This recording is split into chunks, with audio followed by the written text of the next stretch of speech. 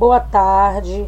Hoje nós vamos dar continuidade à aula de ciências na página 79. Nós vamos falar sobre os resíduos sólidos. Então, para as crianças que estão acompanhando aí, vamos fazer a leitura com a professora do nosso livro didático.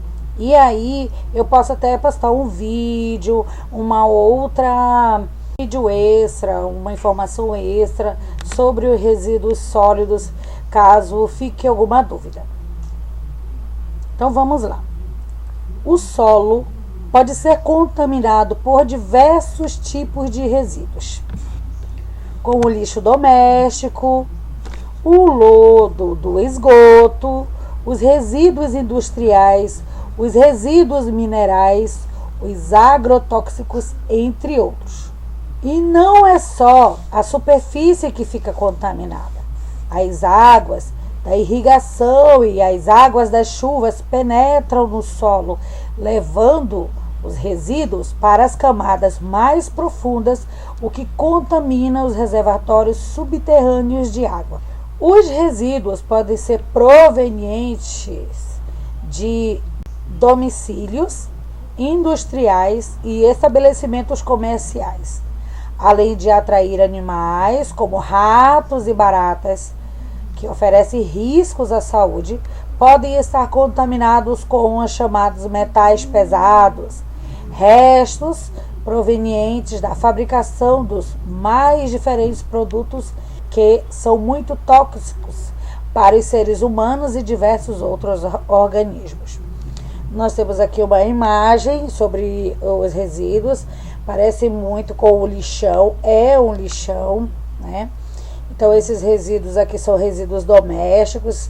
O que são resíduos domésticos? São aqueles que saem da nossa casa, né, para jogarem aí. Algumas são lixeiras viciadas, que não é para ser uma lixeira, mas as pessoas acabam ali o tempo todo jogando lixo, então é uma lixeira viciada. Ou grandes lixões, assim como é esse caso aí.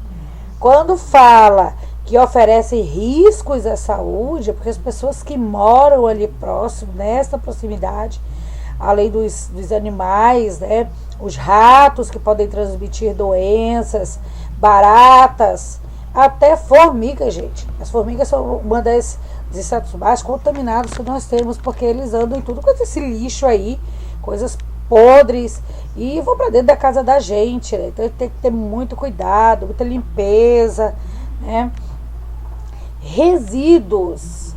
O que são resíduos? São esses lixos, os lixos que saem da fábrica, os lixos que saem dos nossos lares, os lixos que saem dos hospitais, que saem das lanchonetes, né? De todos os lugares. Esses são lixos.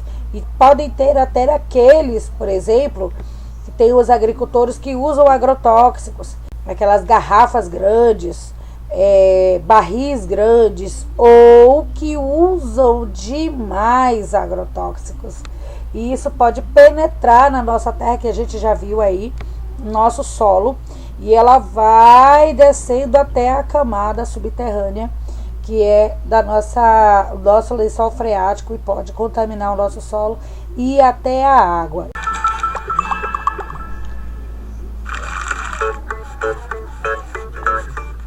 Todo mundo sabe que lugar de lixo é no lixo.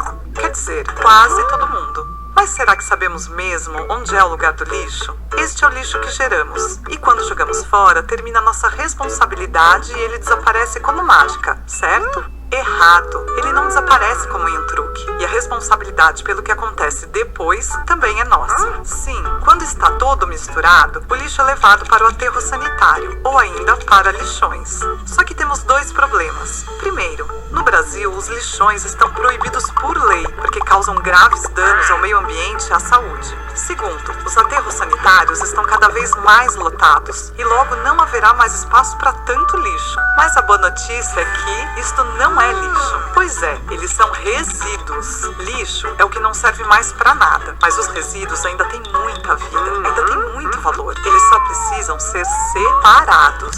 Isso é coleta seletiva, ou seja, a separação dos resíduos entre secos, úmidos, perigosos e rejeitos, no próprio local onde são gerados. Começando pelos resíduos secos, que são os papéis, plásticos, vidros e metais. Uma figura muito importante aqui é o catador de materiais recicláveis. Ele é um prestador de serviços ambientais. Seu trabalho é recolher, selecionar e encaminhar os resíduos secos para os centros de triagem, onde são separados para as diferentes indústrias de reciclagem. E tudo isso reduz a exploração de mais recursos naturais. Depois temos os resíduos úmidos. Pelo menos metade do que jogamos fora são restos de alimentos crus ou já cozidos. Eles são um dos maiores responsáveis pela lotação dos aterros. Uma primeira forma de evitar isso é evitar o desperdício. E o que for descartado, levar para uma composteira caseira para virar adubo orgânico e ser usado em plantas e hortas domésticas. Agora chegamos aos resíduos perigosos. Dentre eles podemos destacar as pilhas, baterias, lâmpadas fluorescentes, produtos eletroeletrônicos e seus componentes e medicamentos. Eles são perigosos, pois contêm substâncias altamente tóxicas quando em contato com o meio ambiente. E aqui a responsabilidade não é só de quem consome, mas também de quem produz.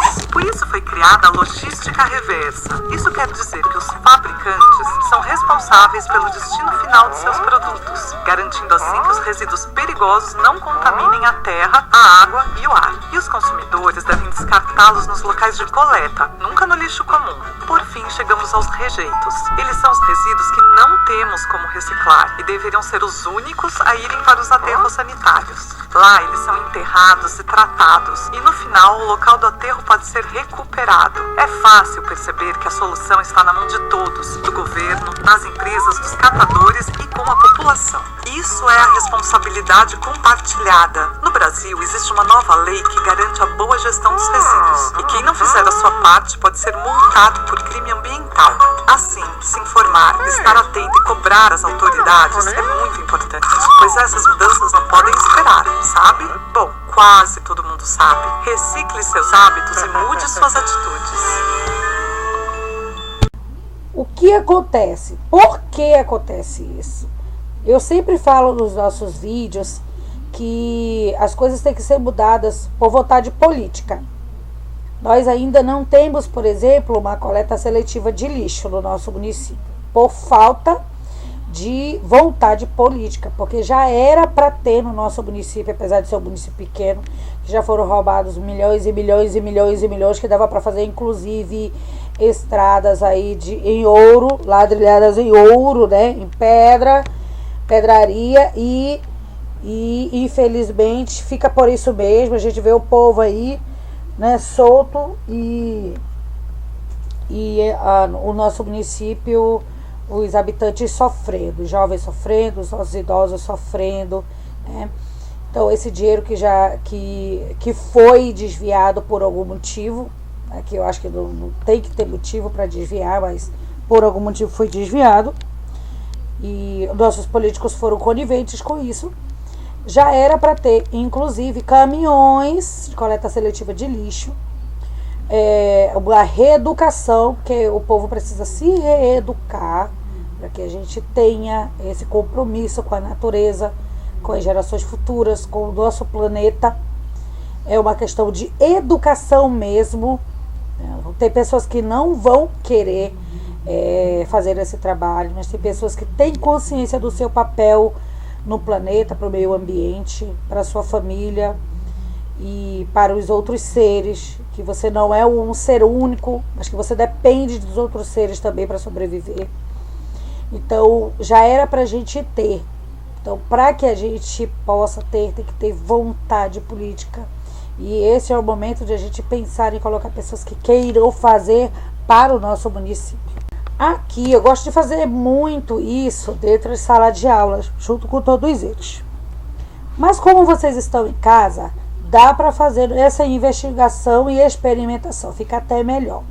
Então aqui tem uma erosão do solo. Como foi pouco trabalhado a erosão, que é o desgaste do solo, nós vamos fazer essa experimentação em casa. Então nós temos aqui os materiais, que são 6 garrafas de plásticos, tesoura ou estilete, terra, sementes de alpiste. Se vocês não tiverem, vocês podem usar outro tipo de semente. Pequenos galhos, cascas, folhas, água e cordão. Pode ser um barbante. Como fazer? Aí tem aqui o modo de fazer, como se fosse uma receita, né? Tem o material, tem o modo de fazer. E aí tá pedindo aqui, o professor cortará 3 garrafas. No caso seria quem? O nosso professor de casa, né? O papai, a mamãe e o responsável. 3 garrafas ao meio, no sentido do seu comprimento. Você não vai cortar sozinho, pelo amor de Deus, você vai ficar sem dedo, sem mão, e vai ser aí um show de sangue, né? Então, por favor, não pegue faca, não faça você mesmo. Deixa para que um adulto manuseie a faca, tá bom? Para cortar, a tesoura para cortar, mas não use. Você pode fazer o restante do que tem que fazer, menos cortar, tá bom? 2. Coloque a garrafa sobre a superfície plana. Superfície plana, já sabe, em cima de uma mesa, em cima de um espaço, para que seja fácil de você colocar terra, em modo que os gargalos das garrafas ultrapassem os limites da mesa sobre o qual estão fixadas. 3. Coloque a mesma quantidade de terra em cada garrafa e pressione-a para que fique relativamente compactada. É colocar a terra, mas não bater ali a terra, né? Tá pedindo para você ficar relativo, então você amassa um pouquinho para não ficar muito compactada. Significa que se ficar muito compacta, não vai poder passar água. Cuidado para que a terra fique abaixo do nível do corte feito em cada garrafa. E aí continua aqui com os modos. Aí pede de novo aqui, ó. Seu professor cortará a parte inferior. Qual é a parte inferior? De baixo, né? Aproximadamente 10 centímetros de fundo, de modo que formem os corpos. Olha só. Então, o professor é o papai, é a mamãe, é o responsável para ajudar. Não vai pegar a faca. Misericórdia. Ele fará 2 furos nas laterais de cada corpo e você amarrará um cordão em cada um deles para que possa ficar pendurado no gargalo. Então, você vai fazer desse jeito aí, vai fazer essa observação. Formulando hipóteses. Registre no caderno o que você imagina que acontecerá quando você regar cada uma das garrafas. Antes de você fazer hipóteses, é o que você acha que vai acontecer. A água que escorrerá de cada uma delas terá as mesmas características? Explique sua resposta. E aqui o resultado. Então, você vai desenhar os copos da água que escorreu das garrafas e pinte conforme as características de cada uma. Então, você vai desenhar aí a água que escorreu e aí a quantidade. É só pintar, gente. E a conclusão. Feitas as observações, copie o texto no caderno, substituindo cada imagem pela palavra adequada. Pela palavra adequada. Então, você vai ler devagar.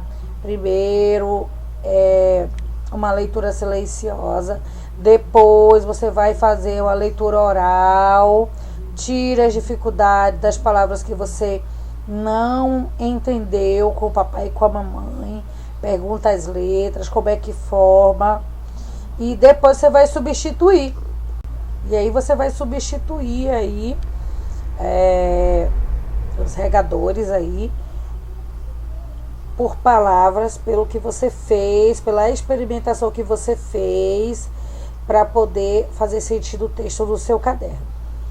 Eu estou aqui, qualquer coisa, qualquer dúvida, me chamem, manda no PV aí. Eu não vou passar muitas atividades, a ordem é que a gente passe poucas atividades, então vou passando assim devagar poucas atividades para que vocês possam ter tempo de fazer suas tarefas e colocar em dia suas tarefas.